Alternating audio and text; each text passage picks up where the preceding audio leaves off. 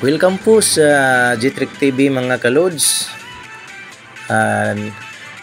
Nandito na naman tayo sa ating mga tutorial about glass and aluminum installation.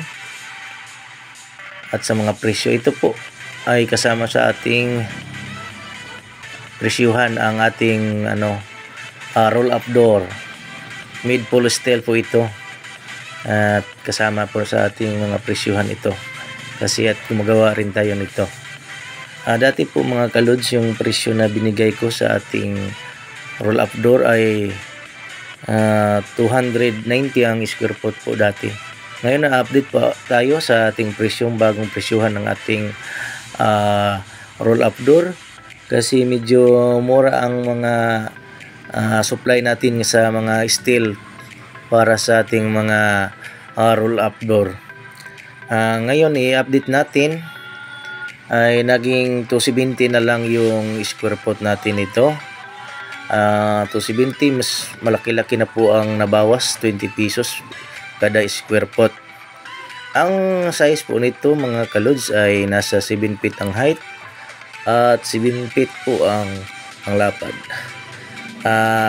Ating i-update kung magkano nang ay naabot o magkano ang diferensya dati at ngayon. Mga kalods, ating ita-times lang ang paggawa ng quotation nito. 7 feet times 7 feet, 7 times 7 ay nasa 49 po, at saka ita-times natin sa 290 dati times 290 ay nasa 14,210 ang presyo dati. 14,210. Ngayon, ang presyo natin ay 270 na po. 49 times 270 ay nasa 13,230 po. 230. Ating anuhin kung magkano ang diferensya nila.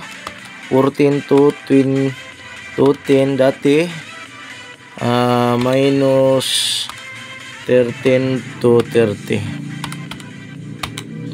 ay 20 pesos na lang, maging 1,000 ang diferensya nila. 980 po. Ito yan mga kalods. Maraming salamat po mga kalods.